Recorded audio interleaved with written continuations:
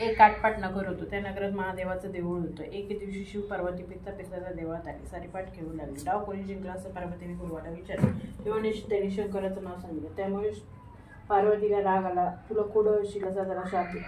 त्याला असाही वेदना होऊ लागला. पुढे एके दिवशी त्या देवळामध्ये सर्वीच्या अप्सरा आल्या. त्यांनी गुरुवाला पाहिलं व त्याला कोडाचं कारण विचारलं. गुरुवाने गिरजेचा साप सांगितले. अप्सरांनी त्याला 16 सोमवाराचं व्रत सांगितलं. त्यामुळे तू बरा होशील असं सांगितलं. गुरुवांनी हे व्रत कसं करावं विचारलं. अप्सरांनी सांगितलं. सारा दिवस उपवास करावा, संध्याकाळी अंघोळ करावी, शंकराची पूजा करावी, नंतर अर्धाशेक कणिक घ्यावे, त्यात तूप गुळ घालावे, त्या दिवशी मीठ खाऊ नये. त्याप्रमाणे 16 सोमवार करावे. 17व्या सोमवारी 5 शेर कणिक घ्यावे, त्यात तूप गुळ घालून चुरमा करावा, नैवेद्य देवळात न्यावा, भक्तिभावाने शंकराची षडोपचाराने पूजा करावी, नंतर चुरम्याचा नैवेद्य दाखवावा. पुढे त्याचे 3 भाग करावे. एक देवाला, दुसरा देवळात ब्राह्मणांना वाटावा व गायला चरावा, तिसरा भाग घरी घेऊन जाऊन सहकुटुंब भोजन करावे असं सांगून त्यांना आयुष्य झालं. पुढे गुरुवाने व्रत केलं.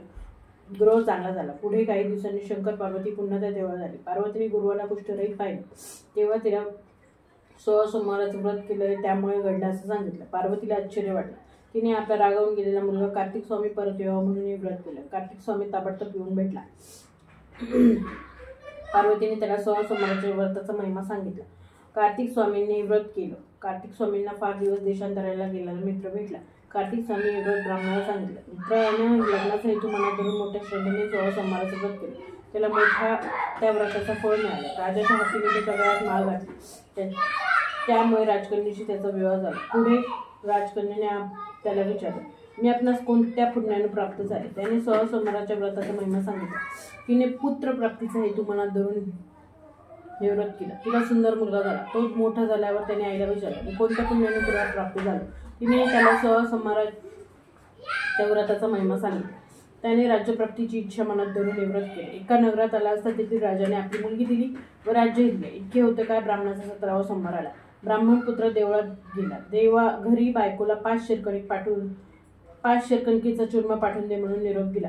राणीला आपला मोठेपणा लक्षात आला. चुरम्याला लोक असतील म्हणून पटकन 500 रुपये पाठवून दिले. चुरमा वेळेवर आला नाही. व्रतभंग झाला म्हणून देवीला राग आला. त्यानं राजाला दृष्टांत दिला. राणीला घरात ठेवशील तर राज्यास मुकशील, दारिद्र्यानं पेटशील. ईश्वराचा दृष्टांत अमान्य केल्यास त्याची अकृपा होईल हे जाणून तिला नगरातून हकलून दिलं. पुढे ती दिन झाली असता रस्त्याने जात होती. एका नगरात म्हातारीच्या घरी उतरली. तिने तिला खाऊ पिऊ घातले. एके दिवशी तिला चिवटं विकायला बाजारात पाठवलं. वाऱ्याने सारी चिवटं उडून गेली. तिनं म्हातारीला सांगितलं. म्हातारीने अवलक्ष्य म्हणून हकलून दिलं. तिची जिथे दृष्टी जाईल तिथे वाईट घडत असे. एका गोसावीने तिची चौकशी केली. तिनं आपली सारी हकीकत सांगितली. धर्मकन्या मानून तिला घरी नेलं, पण तिथेही अभद्र घडू लागलं. त्याने तिला व्रत मोडल्याचे पाप आहे हे जाणलं. शंकराची प्रार्थना केली. शंकर प्रसन्न झाले. 16 सोमवाराचं व्रत करण्यास सांगितले. पुढे गोसावीने तिच्याकडून 16 सोमवाराचं व्रत करवले. तसा परमेश्वराचा कोप नाहीसा झाला. तिच्या नवऱ्याला तिच्या भेटीची इच्छा झाली. सुईकडून दूध पाठवून शोध घेतला. गोसाव्याकडे आले. त्यांना साष्टांग नमस्कार केला. वस्त्र वगैरे देऊन यशोदी सत्कार केला. गोसावी म्हणाला, ही माझी धर्मकन्या. तिला माहेरी ठेवून घेतलं होतं. आपली पत्नी आपण घेऊन जा, सुखाने नांदा. अभयन त्यांनी गोसाव्याला नमस्कार केला. मोठ्या आनंदाने राणीसह नगरात आला. मोठा उत्सव केला. दान दक्षिणा देऊन ब्राह्मणांना संतुष्ट केलं. राणीनं श्रद्धायुक्त अंतकरणाने मोठ्या भक्तिभावाने 16 सोमवाराचे व्रत केले. राजा राणीची भेट झाली. आनंदाने रामराज्य करू लागले.